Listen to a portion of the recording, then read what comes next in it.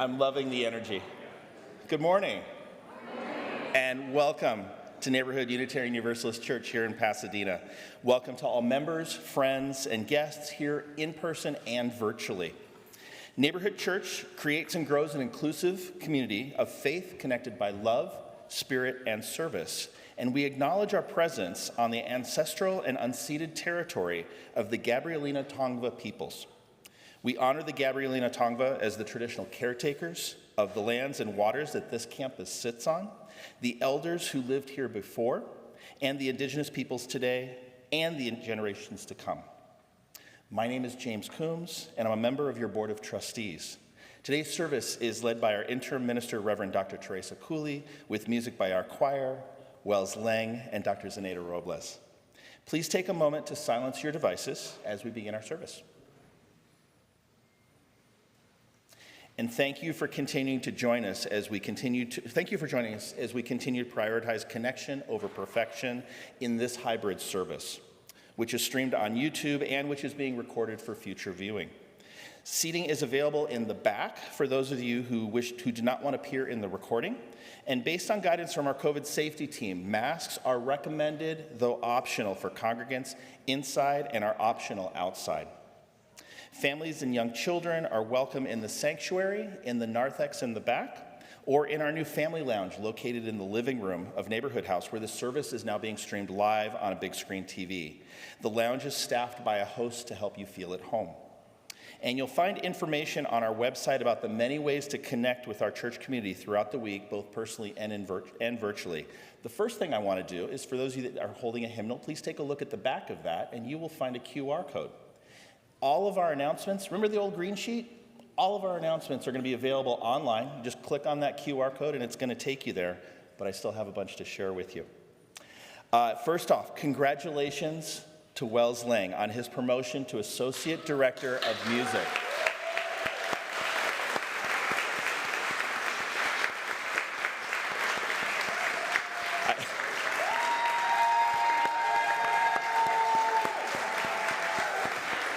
My apologies, Wells. I know you didn't know that announcement was coming, so sorry about that.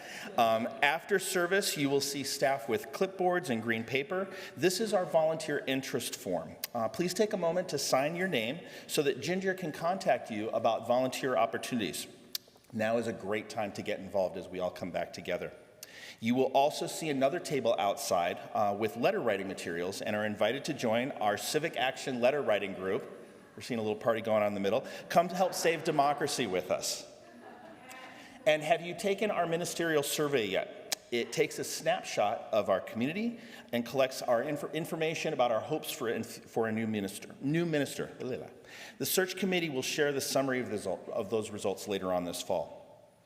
So over the past few years of isolation and virtual communication, chalice circles became more important and more valuable than ever. We've been able to discover new friends within the welcoming chalice circle environment that we created on Zoom. This year, we are happy to announce that a return to in-person, face-to-face, and mask-optional chalice circle meetings here on the neighborhood campus. Sign-ups begin today in person and online. Again, you can use the QR code to help get to that. We encourage you to stop by the sign-up table on the patio following today's service and then next week following both the 9:30 and the 11:30 services. There you can learn about the many groups that are being offered on various days and times each month and find the one that's most convenient for you. You can also learn more about the topics to be discussed and ask the facilitators seated at the table today any questions that you might have about chalice circles. And if you're new to chalice circles, you can pick up an information sheet that will tell you everything you may want to know about them and get the link to the online sign-up if you choose to do it that way. So this year, why not make some new friends? Discuss ideas that are meaningful to you. Go a little deeper on your spiritual journey. There is no better time to join chalice circles than now. And again, welcome to Neighborhood Church, whoever you are and wherever you are on your spiritual journey. Welcome to this inclusive faith community connected by love, spirit, and service.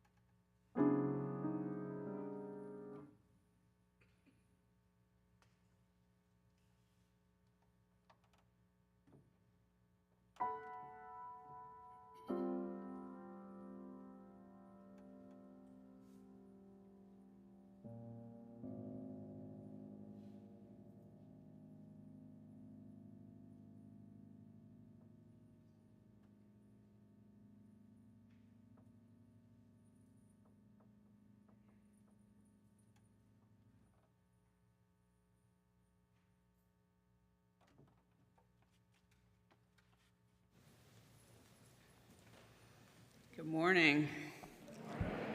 It's great to begin our new church year together. Let's rise as you're willing and able and greet your neighbors.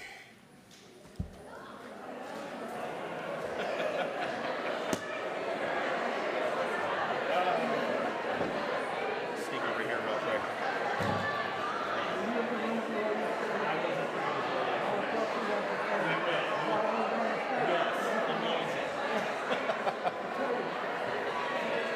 We had the first historically black college and university marching band at the Roseville yesterday at the halftime show. Amazing. Alabama State. It was kind of cool. So, marching band's down.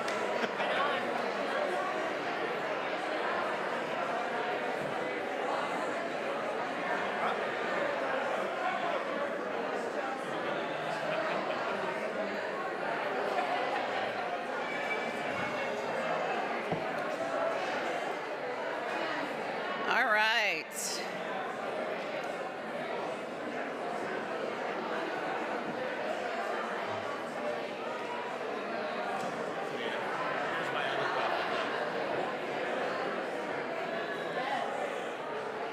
All right. Here's the really good news. After the service, we're going to have coffee and lemonade. You can bring your own cup. There are also biodegradable cups, but if you want to order a cup that says Neighborhood Unitarian Universalist Church, you can find that also in your announcements. So we look forward to everybody joining us for cupcakes and cookies and coffee and lemonade. Our opening words are adapted from a meditation by my colleague Ken Sawyer, who unfortunately passed away last month. It was actually written for New Year, January 1st, but I'm adapting it for this new church year. Year upon year, the seasons come and go. Decade upon decade, the years arrive and escape. Century upon century, millennia upon millennia, my hopes remain.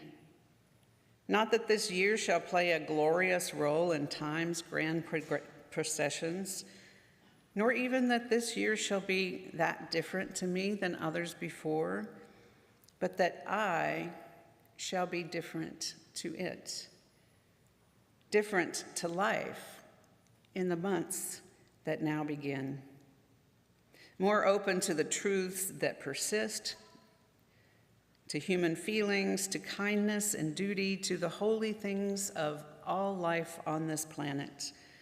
So maybe if I yell it loud enough, it's a whole new year, I may wake from the dreamless sleep and lead my feet upon new paths, dangerous, promising, and fresh.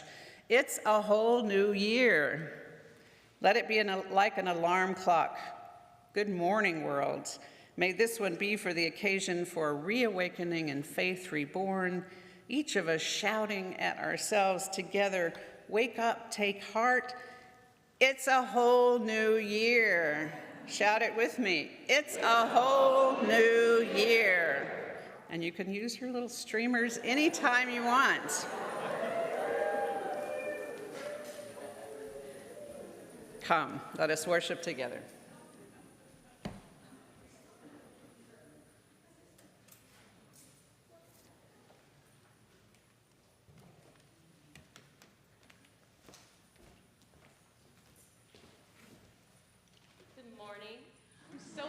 That it's a whole new year. I wanted to share one other announcement, a little music staff development. We are so delighted and grateful to welcome our new alto section leader, Miriam Adhanom. Stand up so they can see you.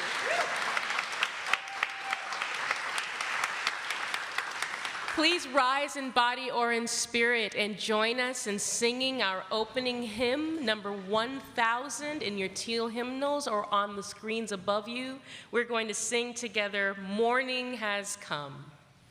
Morning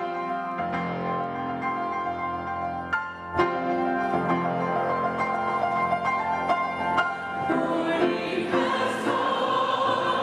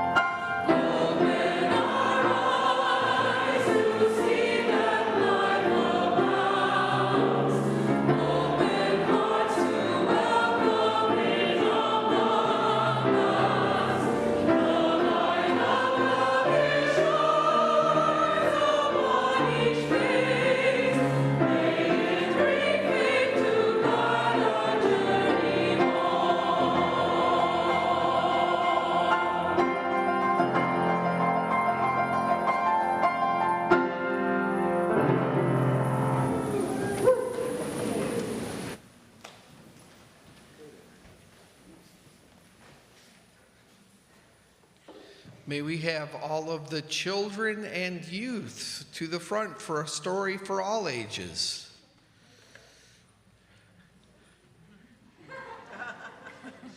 Come on down.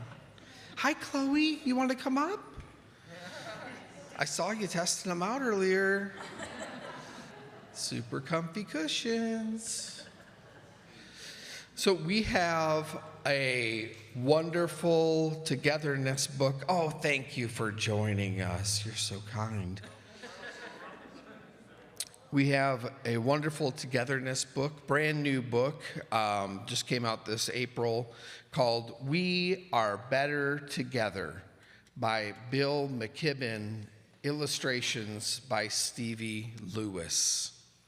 You may recognize Bill McKibben's name. He's a big environmentalist. I see some nods.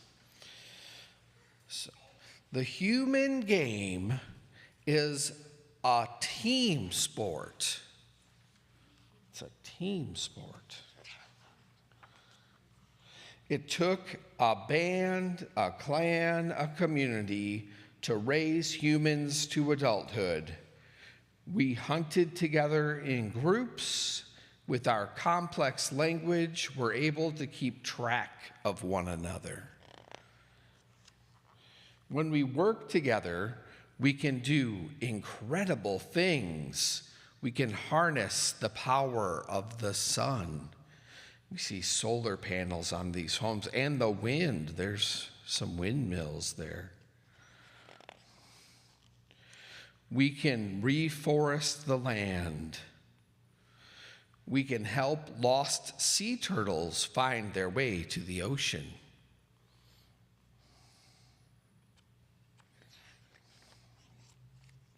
We can explore the farthest reaches of space. And looking back, we can see how we are changing our planet. It is beautiful and fragile and worthy of protection. We can accept with grace that each of us has a moment and a place, that our humanness is important. We have the tools to allow us to stand up to the powerful and the reckless. We see people with protest signs. We know the value of love. It's love that works to feed the hungry. It's love that comes together in defense of sea turtles and sea ice and all else around us that is good. It's love that lets each of us see we're not the most important thing on earth and makes us okay with that. It's love that welcomes us imperfect into the world. We see someone scribbling on the wall in their house. This says, Ride for Climate. We live on an unbearably beautiful planet, a planet that needs us humans to play together, to cooperate. We're capable of acting together to do remarkable things, right? Right, Ernie? Yeah. So we'd best get started soon. And here we see a beautiful grove with fruit trees and a nice garden with vegetables and a windmill and solar panels. Looks like a pretty beautiful future. The end. And here it says, justice for the earth, no planet B. Thank you.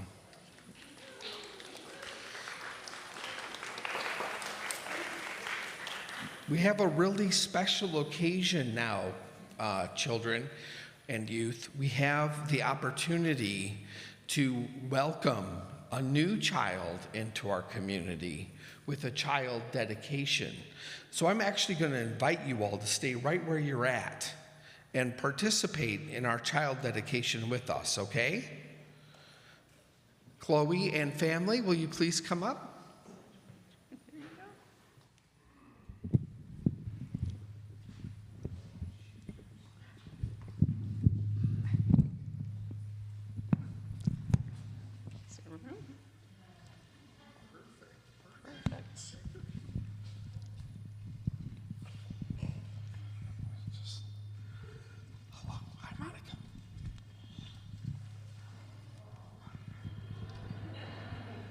Friends and family, we have set aside a time in our service this morning for joyous occasion to recognize and welcome a new child into this community and into this circle of love.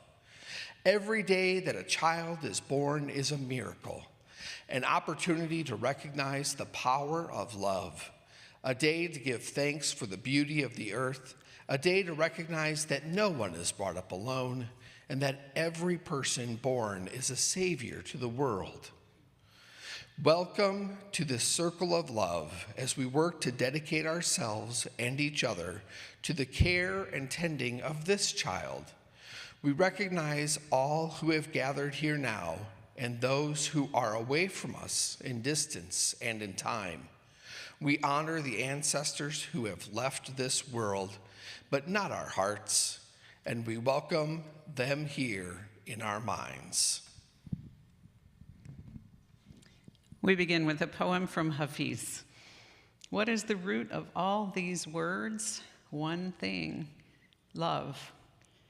But a love so deep and sweet, it needed to express itself with scents and sounds and colors that never before existed. So let me ask the London Villegas family, who do you bring to this gathered community?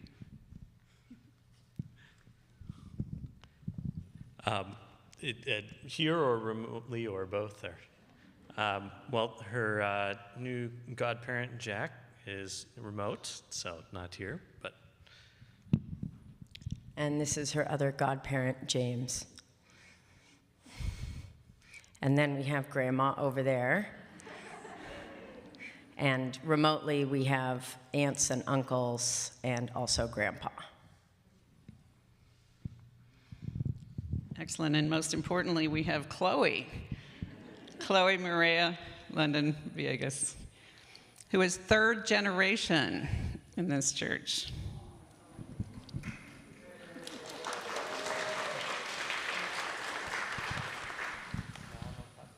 It is no simple task you take on as parents, but you know how both wonderful and crucial it is.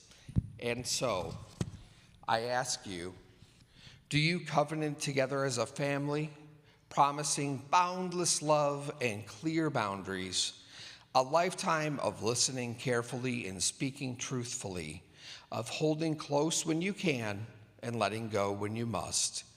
Do you promise, to the best of your human abilities, to encourage in Chloe an appreciation of beauty and truth, and uprightness of character, and a loving spirit?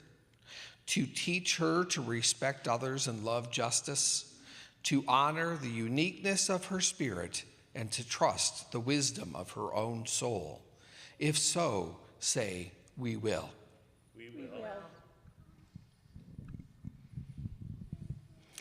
And to all of you extended family and godparents, will you promise to create a loving and supportive circle for this child, to play with her with joy, and to offer kind words of praise and truth? Will you help teach her of the wonders of life and offer a listening ear and a supportive hand when needed? If so, say, we will. We will. We will. By bringing Chloe to this community, this family is asking for all of us to share in the joy and responsibility of caring for her mind, body, and spirit. Do you, the congregation gathered here today and online, Pledge yourselves to support this family to help build a community that will bring truth and hope and courage to the world. Do you promise to be worthy guardians of this young soul and her divine promise? If so, say, "We will."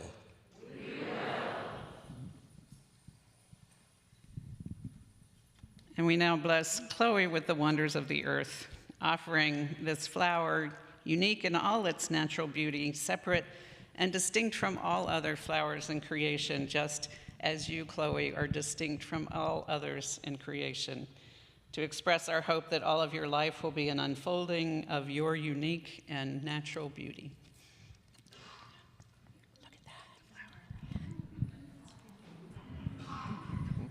That's for you, Chloe. Yeah. May the blessings of an understanding heart, strength and integrity of purpose, and love received and given be yours and remain with you as you go forward into an even fuller life. Will all here rise as willing and able and give all honor and blessing to this new member of our congregation?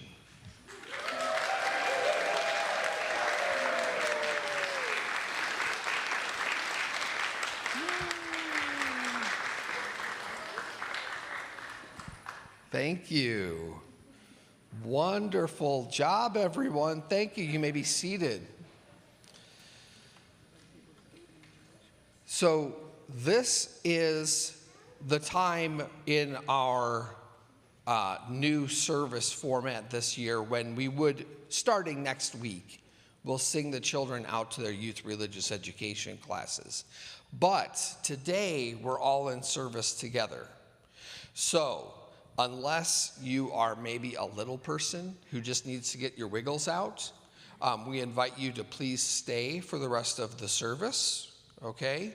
And for anybody who just needs to maybe move a little bit, I'm not looking at anyone in particular. We do have a new family lounge. This is something new we're trying. In the living room of Neighborhood House, we have a TV set up in there streaming the service. We have a host to welcome you, and it's just a comfortable space for little ones. So maybe we can have a little background music or something as our children go back to their seats and our family retakes their seats. Thank you so much.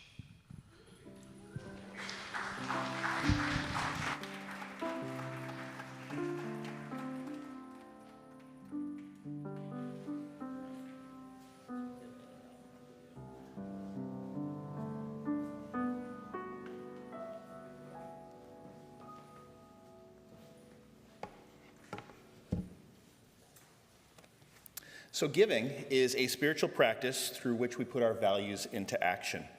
And each Sunday, this congregation dedicates 100% of our contributions to a local social justice organization. This week, our gifts go to Girls on the Run.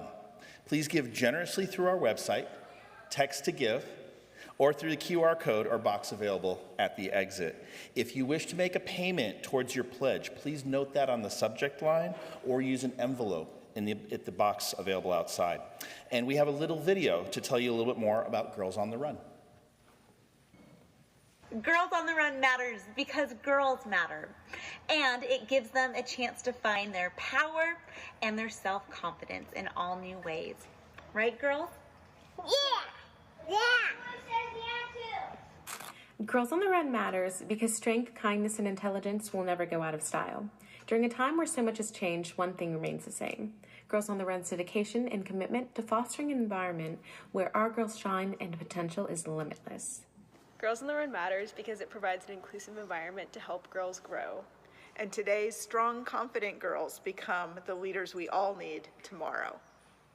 Girls on the Run matters because it gives these girls a place to get away from the messages of the world that tell them they're inadequate and puts them in a place where they're being told that they're strong, smart, capable, loved, and perfect just as they are.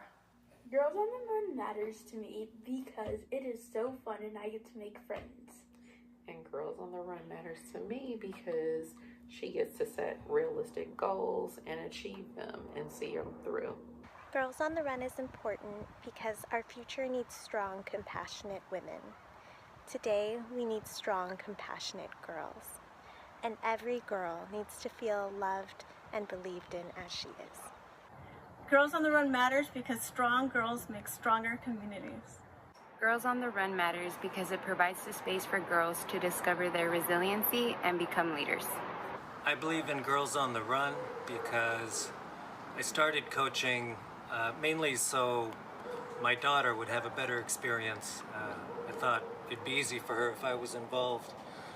And then to be there every Saturday and see these girls run and set lap goals and beat their lap goals and build that internal motivation that's so important. And then when they're not running, they're talking to each other and listening to each other about their aspirations and the things that make them feel fragile and the things that make them feel strong, and they're encouraging each other and building each other up, and it gives me hope for the girls on our team and all of us, and that's really important.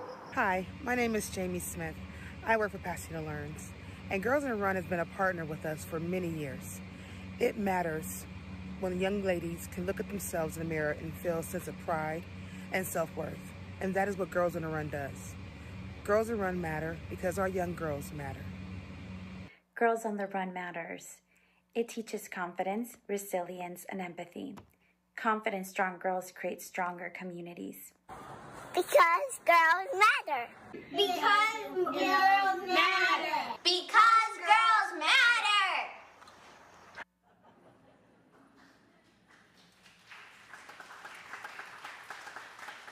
And I'm pleased to say we have one more option on how to give. The plate is back, so we're passing the plate today as well.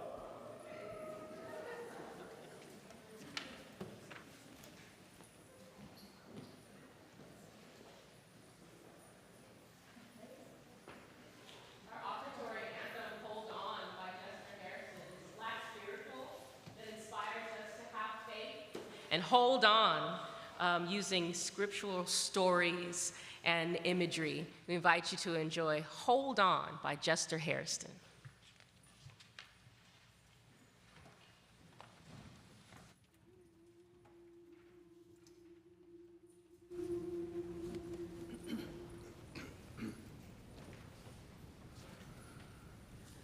Keep your hand on the plow, hold on, hold on. Nora, Nora, let me come in. The doors are fastened and the windows pinned.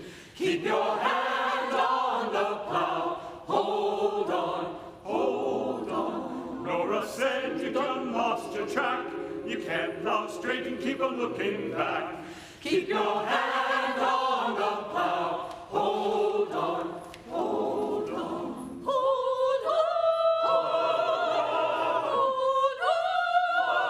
on. Keep your hand on the plow, hold on, hold on. If you want to get to heaven, let me tell you how. Just keep your hand on the gospel plow. Keep your hand on the plow, hold on, hold on. If that plow stays in your hand, lead you straight in the promised land. Keep your hand on the plow, hold on, hold on, hold on, hold on. Keep your hand on the plow, hold on, hold on. Mary had a golden chain, every link spanned by Jesus' name. Keep your hand on the plow, hold on, hold on. Keep on climbing and don't you tire, every rung goes higher and higher. Keep your hand on the plow, hold on, hold on, hold on. Hold on. Keep your hand on the plow, hold on. Keep your hand on the gospel plow. Keep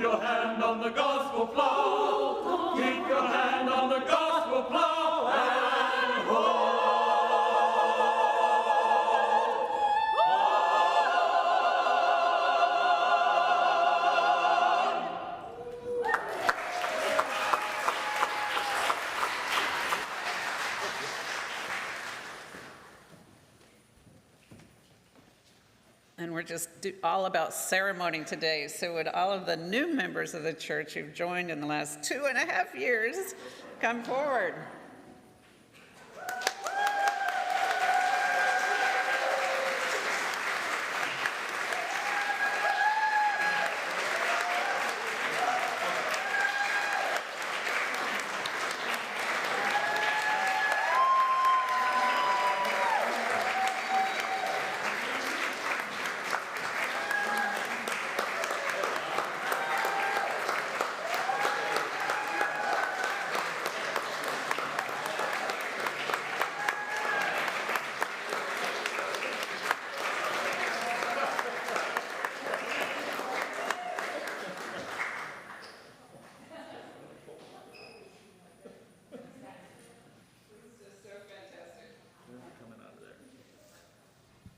So today we recognize and welcome those who have chosen to become full members of Neighborhood Church.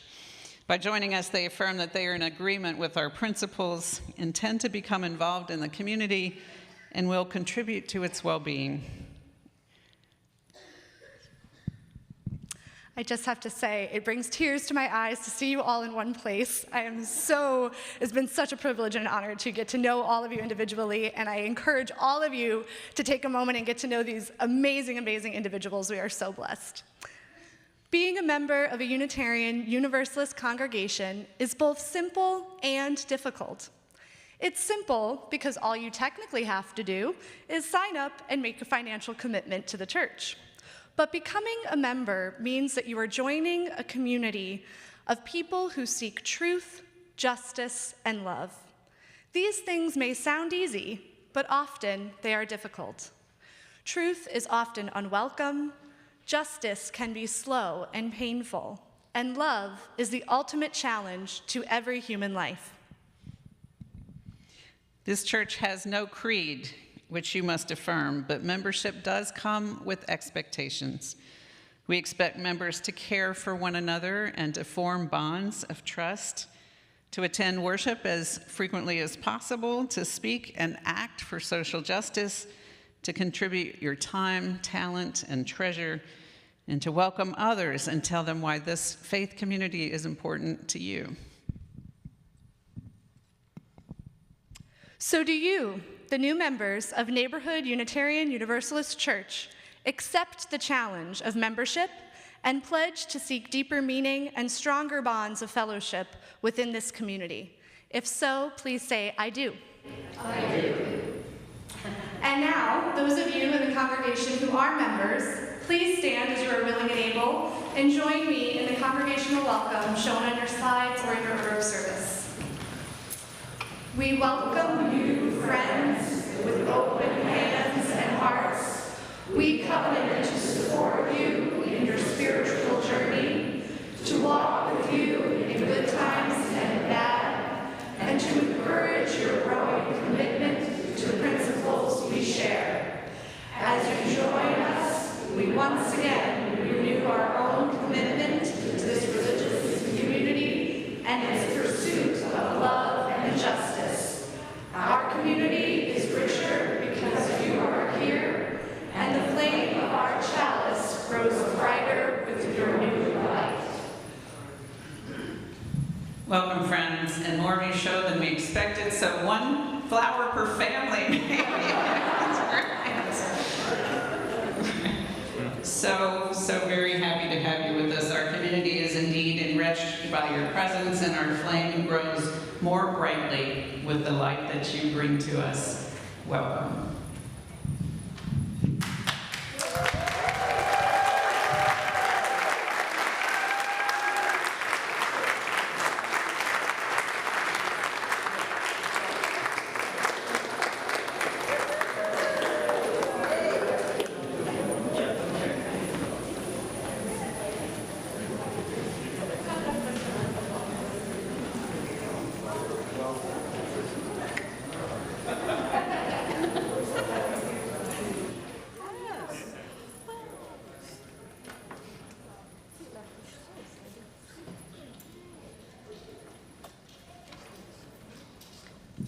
Our second anthem, Zion's Walls, is by Aaron Copeland. This anthem encourages us to come. It's a welcoming song, just to emphasize the way we've just welcomed our new members. We are enjoying and recognizing our bonds of community, and we're giving gratitude for this sacred space. This is Zion's Walls.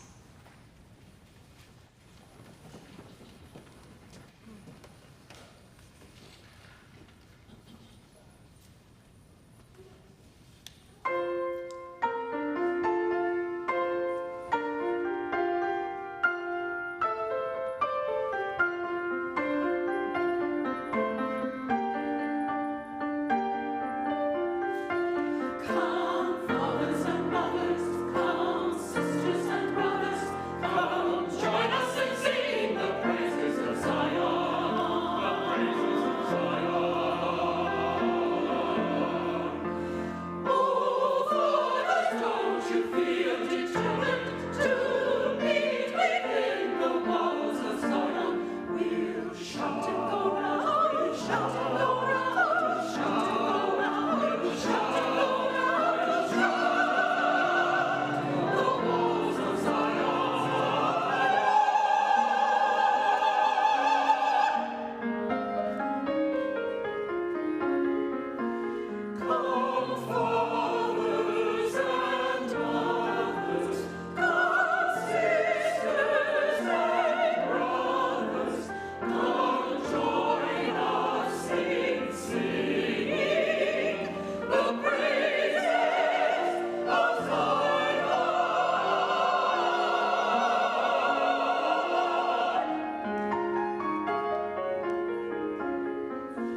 Come, fathers and mothers, come, sisters and brothers, come join us in singing the praises of Zion.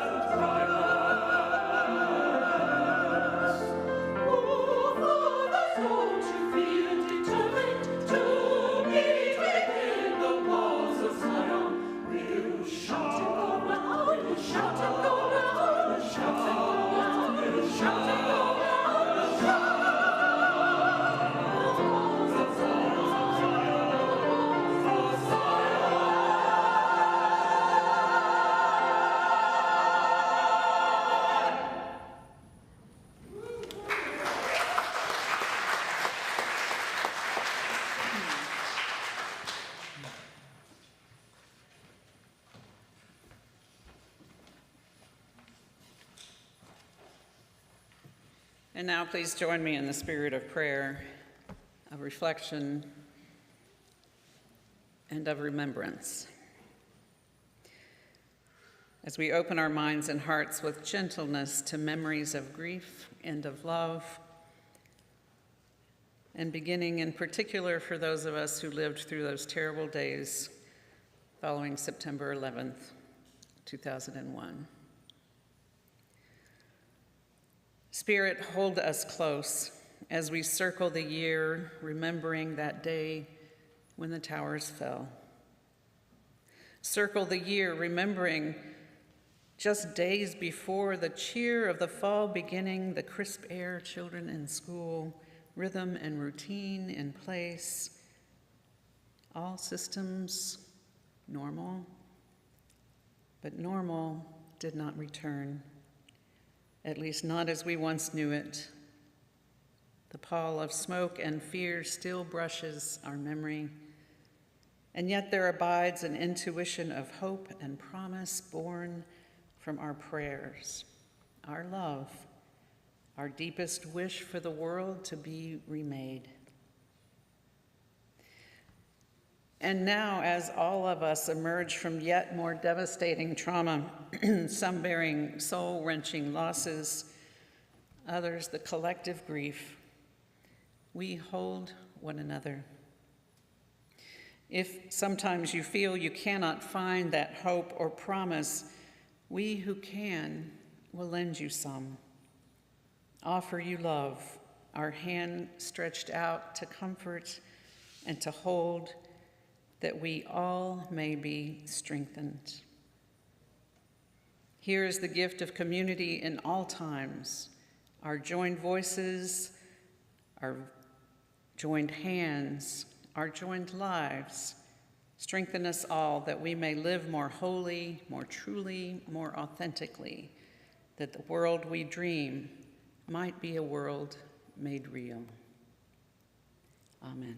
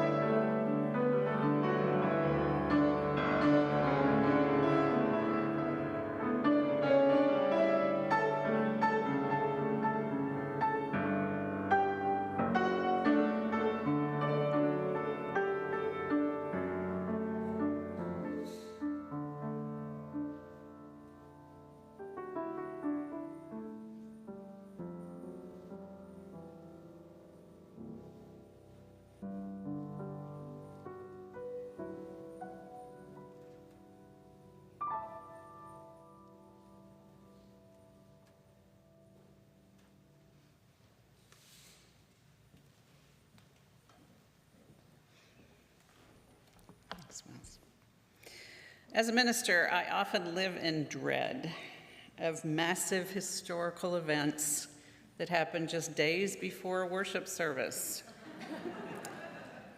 in which I imagine people expect me to offer great words of wisdom and comfort and perspective. And especially difficult are those events which so many will interpret differently, as it was with the passing of the Queen last week. So luckily, I have colleagues who can summon more wisdom than I can in the moment. And in this case, my colleague Amanda Poppy, who a day after the Queen's passing said this: "Today, people I love are mourning a person who led a life of duty and dedication.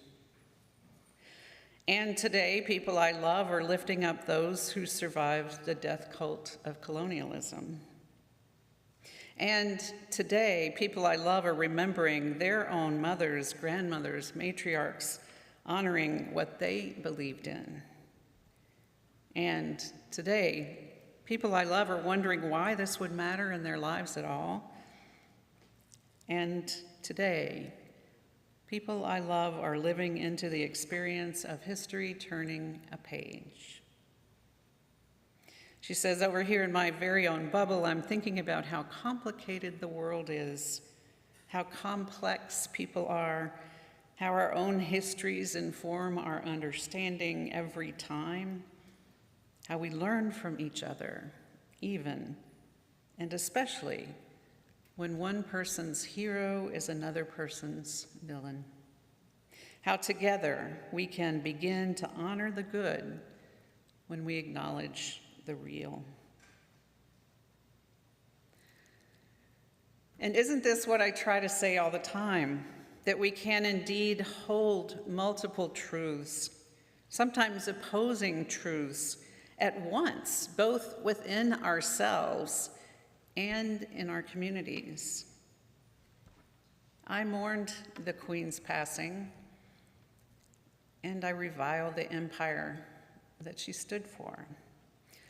We can hold all of those things. And being able to hold all of those different, diverse feelings within and beyond us is in essence what I want to hold up for us this morning, that we can feel joy in coming together after years of fear and solitude, and we can still feel and hold sadness and grief. We can acknowledge the many threats to our collective culture, and we can still hold hope for the future. In the service on August 6th, I talked about how I can still find hope in the midst of all that seems hopeless right now, because that hope derives from seeing history as cyclical, not linear.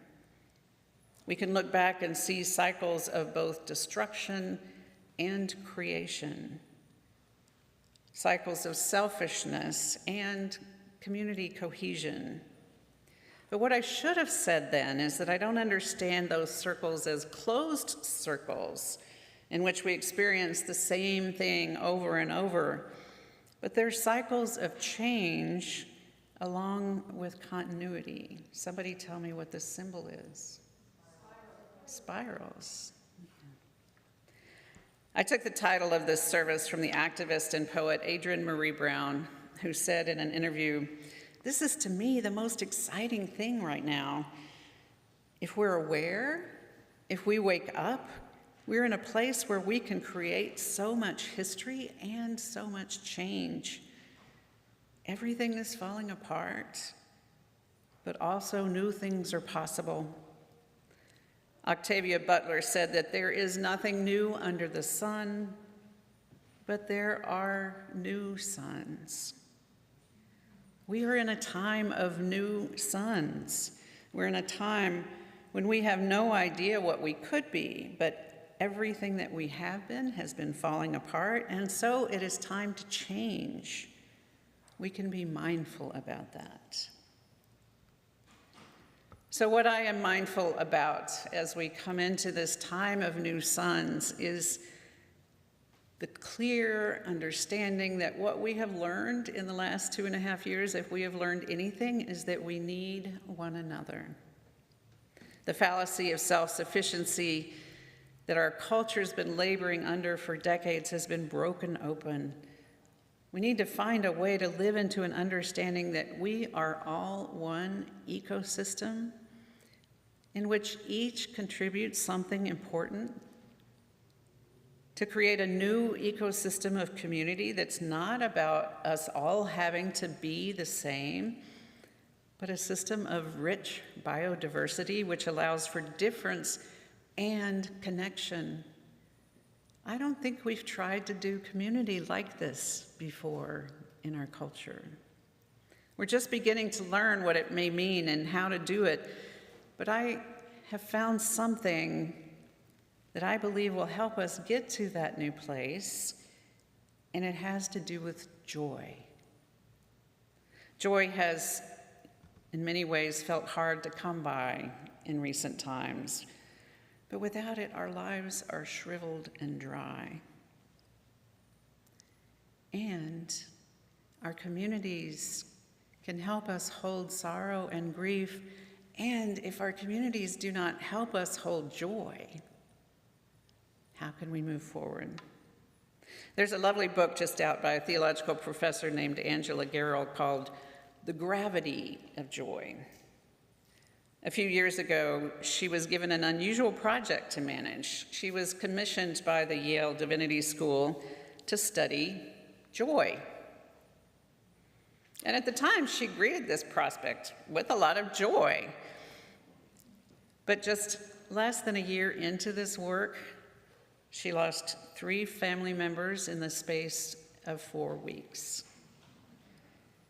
1 to suicide, 1 to drug addiction, and 1 to a sudden illness.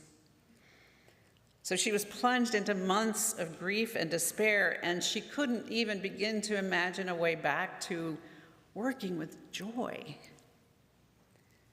But she finally did start working her way back, not because she could try to control herself into a state of joyful being, but by opening herself up to the gift of joy that came to her through being a part of a community actually of women prison inmates, in which she found that people could be vulnerable and honest about their mistakes and honor the gifts of one another and still find laughter and joy together. This was the last place she expected to find joy, and yet she did. And she learned something really important about joy, that you can't control your way into it. The idea of choosing joy can lead to a sense of failure sometimes. You can make choices that will leave you more open to joy. But she's come to see joy as a gift that comes to us, a gift of grace. She says you can't receive joy with a closed fist.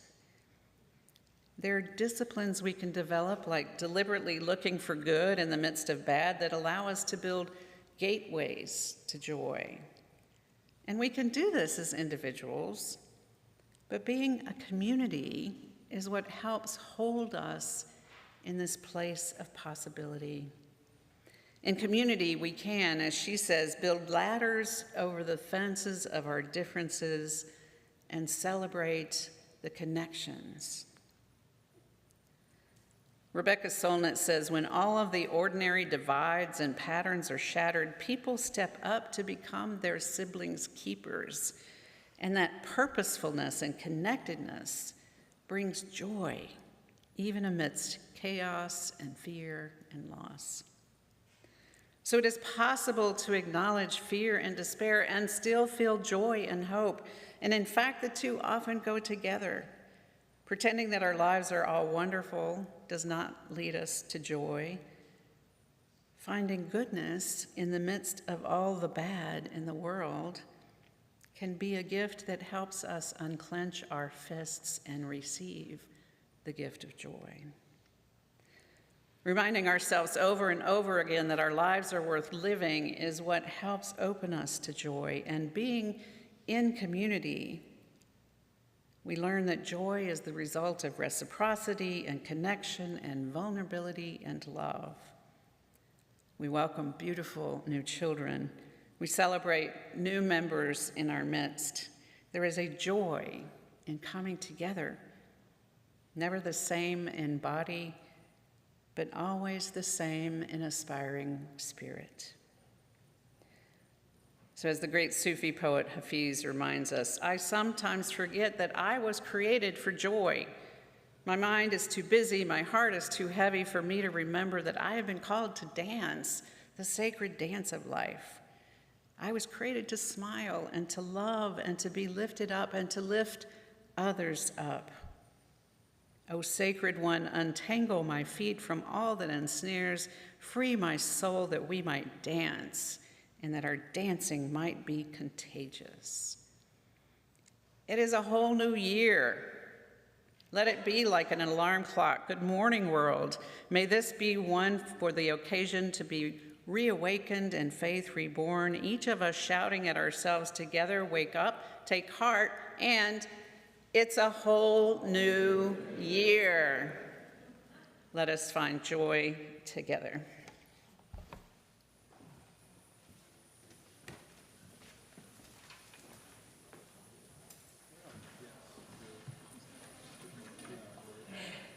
Please rise in body or in spirit and join us in singing our closing hymn. You can, add whatever you need to add with our streamers. I love the bells. Add this energy to our singing of Blue Boat Home.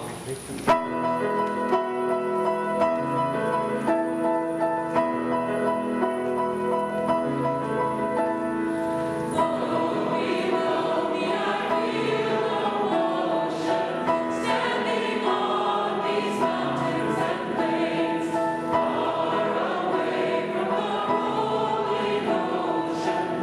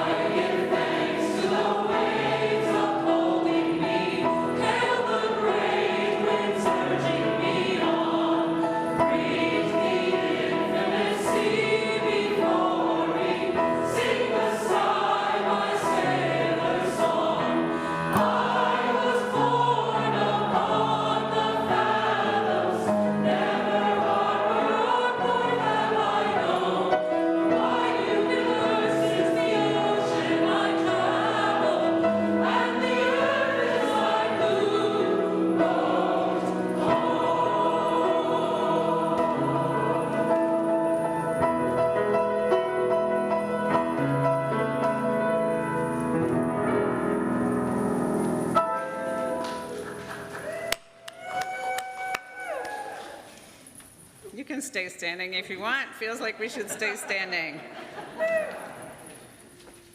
Joy doesn't simply arise, it flies. It flings. No, it is flung.